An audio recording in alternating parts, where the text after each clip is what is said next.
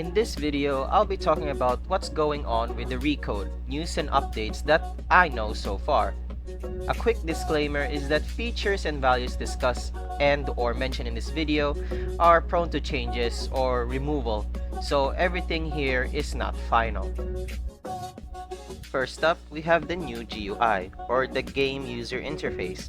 As you can see, you can now preview the growth stages of the dinosaur within a sliding bar with the new growing mechanic, where it looks seamless and smoother.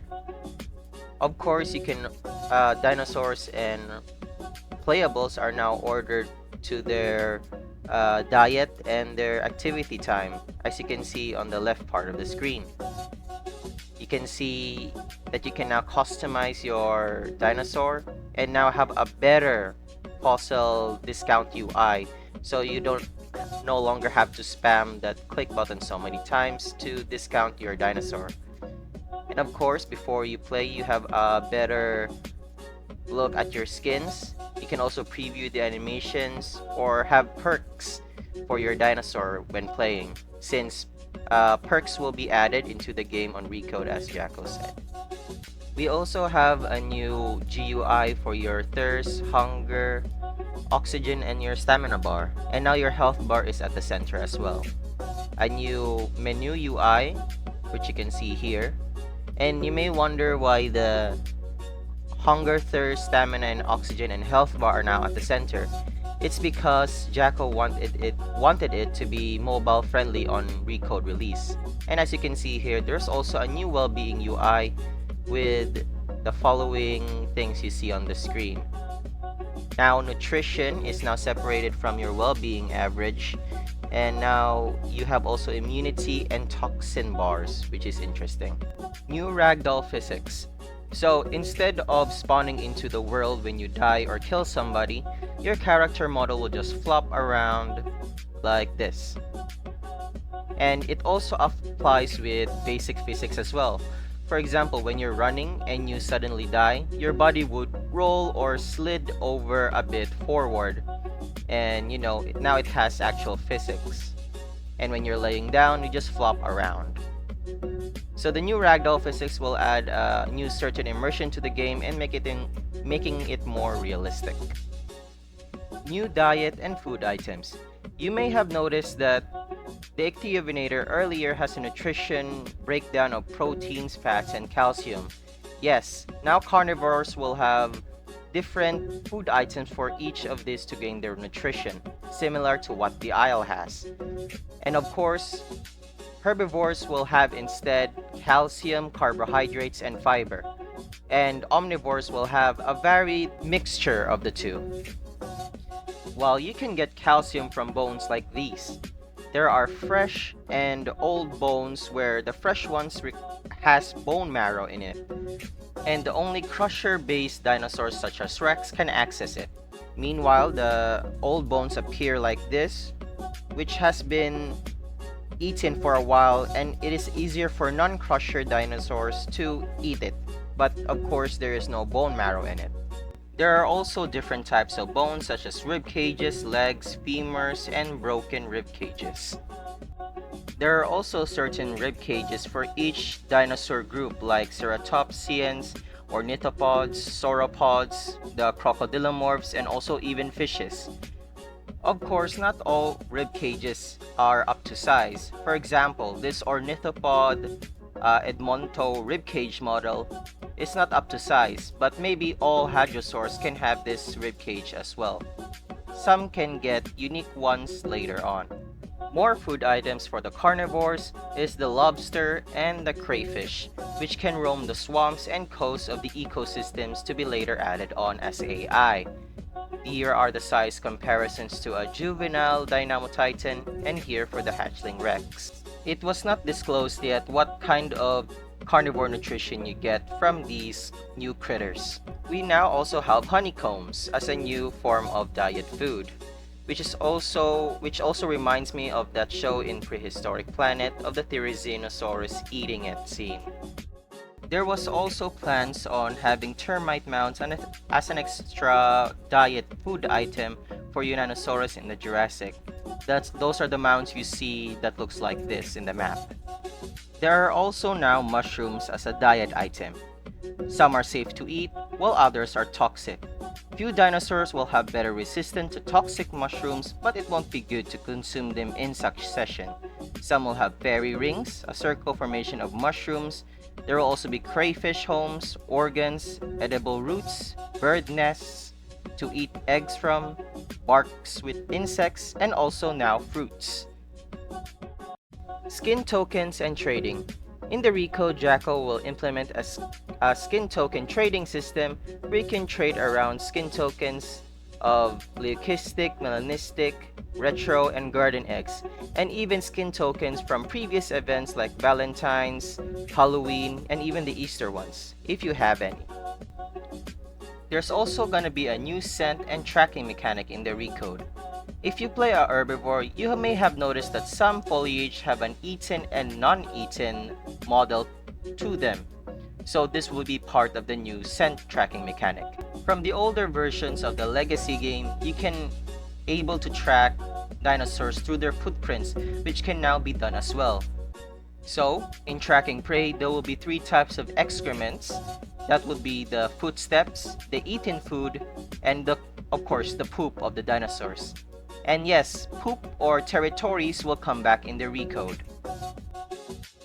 There will be also now new precise movement in the Recode, where just like in Path of Titans and in the Isle, you can now move forward and back, side to side like this.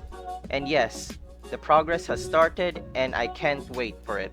This would revolutionize PvP all in all, and as Jacko said, we would no longer need the unstuck feature if ever this becomes successful. Eating and drinking will also now be much scarier in the Recode. Why?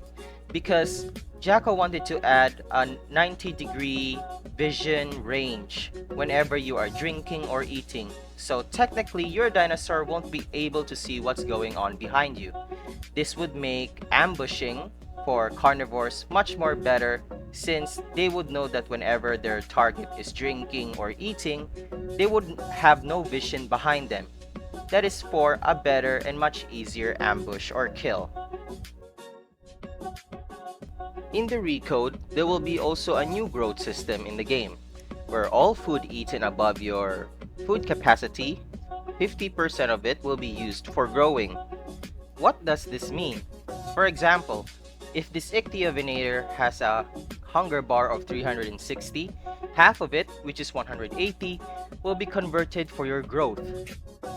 So this means that everybody, that includes omnivores, herbivores, carnivores, would have to actively eat and hunt their preferred food to keep growing in the new Recode. That one was called the food growth, which is now programmed for Recode. While the time growth is what we have right now on the legacy version of the game, where you can technically AFK until you elder or when you are growing. So it doesn't give much players much activeness to go out and hunt or go out and eat as much as they could, compared to this new legacy version or the food growth system. And unlike the time growth that we have on the legacy version, the new food growth system for Recode can be boosted with your high nutrition well-being and of course other boosts. Here is a quick example. Let's say your dinosaur regularly grows at a quarter kilogram mass per second, but with your high nutrition, you would gain twice the amount of that. That would be half a kilogram mass per second for your chosen dino to be growing with the new growth system. Certain plants will also now give various nutrients, buffs, nerfs, because some can now speed up healing or cure illnesses and infection. And with this new consumption system, foliage and corpses will now decay naturally over time.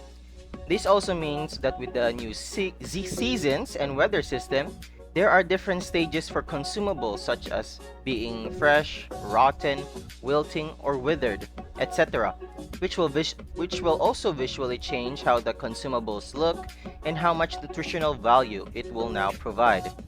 Because some corpses and meat will now slowly rot and decompose into bones, changing their nutritional values completely, which will be interesting for all playables in this new system.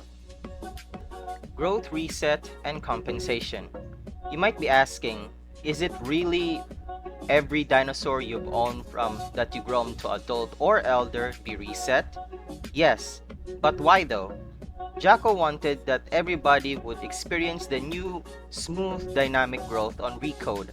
Plus, he thought that the current system, the time growth that we have on the legacy version of the game, is making it too easy for all players to grow their apexes and getting them to elder stages. This is one of the main reasons why there are so many apex dinosaurs in all the varied ecosystems of the game. There are so many Rexes, Saurovs, Torvos in every ecosystem that it made the game much more difficult to balance. But don't worry, since there are compensations for all the dinosaurs you have grown. Here are the compensation.